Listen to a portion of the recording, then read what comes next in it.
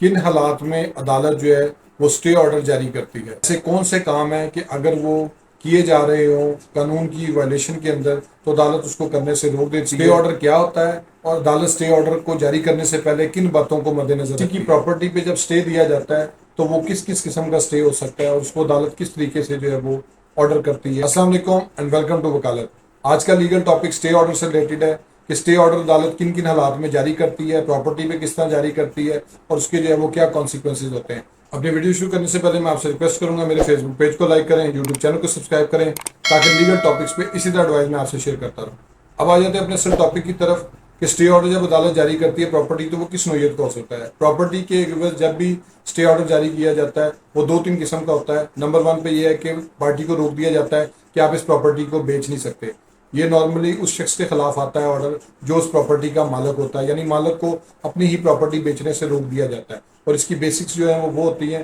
کہ اگر اس نے جو ہے وہ اس کو کسی سے بیچنے کا سودا کیا ہوا ہے اور اس کے پاس ایک ویلڈ اقرارنامہ موجود ہے کہ میں نے یہ پراپرٹی خرید لی ہے لیکن مالک جو ہے اب اس کو کسی اور کو بیچنا چاہتا ہے اور مجھے اس سے نقصان ہونے کا اندیشہ ہے۔ دوسرے نمبر پہ جو اسٹے آرڈر دیا جاتا ہے وہ اس چیز کا دیا جاتا ہے کہ کسی بندے کو اس پراپرٹی سے ڈسپوزیس نہ کیا جائے، اس کا قبضہ اس سے نہ لیا جائے۔ یہ اس صورت میں دیا جاتا ہے کہ اگر ایک شخص جو ہے وہ قانونی وارث ہے اس پراپرٹی کے اندر، کرائے پہ لیا ہوا ہے، وہ مکان جو ہے وہ گروی پہ لیا ہوا ہے اور اس کو جو ہے وہ اس کا قبضہ ایز اے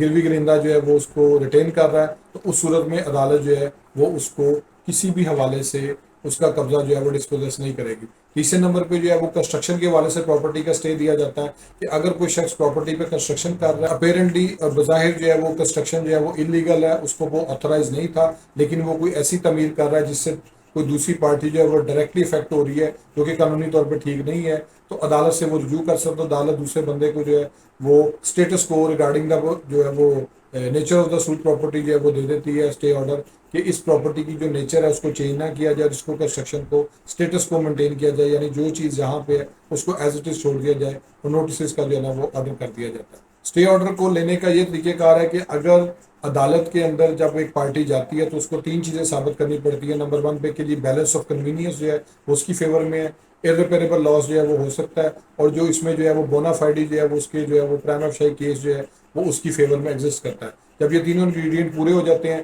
تو عدالت جو ہے وہ اسٹے آرڈر جاری کر دیتی ہے۔ اسٹے آرڈر کو چیک کرنے کے 2-3 طریقے ہیں کہ جہاں پہ تو اسٹے آرڈر بیچنے کی حد تک دیا جاتا ہے تو اس صورت میں جو ہے وہ اسٹے آرڈر جو ہے وہ متعلقہ اتھارٹی کو بھی درج کروایا جاتا ہے پارٹی کی طرف سے کہ تاکہ یہ پراپرٹی جو ہے وہ ٹرانسفر نہ ہو سکے، جس میں رجسٹرار کا آفس ہو سکتا ہے، پٹوار خانہ ہو سکتا ہے، سوسائٹی کا آفس جو ہے آفس ہو سکتا ہے، رجسٹرار کا آفس ہو سکتا ہے، تاکہ اس پراپرٹی کو جو ہے وہ ٹرانسفر نہ کیا جا سکے۔ شخص جو ہے وہ اسٹے آرڈر کی خلاف ورزی کرتا ہے اپنے نالج کے باوجود تو عدالت اس میں جو ہے وہ اس کو کنٹمپٹ کی پروسیڈنگ سٹارٹ کر لیتی ہے اور اس میں اس کو 6 ماہ تک جو ہے وہ سزا کا آرڈر ہو سکتا ہے اور اس کو جیل جانا پڑ سکتا ہے اگر یہ بات ثابت ہو جائے عدالت میں کہ اس شخص نے جو ہے وہ اسٹے آرڈر کی خلاف ورزی کی۔ ہوپ سو آپ کو یہ ویڈیو پسند آئی ہوگی۔ میرے فیس بک پیج کو لائک کریں، یوٹیوب چینل کو سبسکرائب کریں تاکہ لیگل ٹاپکس پہ اسی طرح ایڈوائز میں آپ سے شیئر کر سکوں۔ Thank you for watching.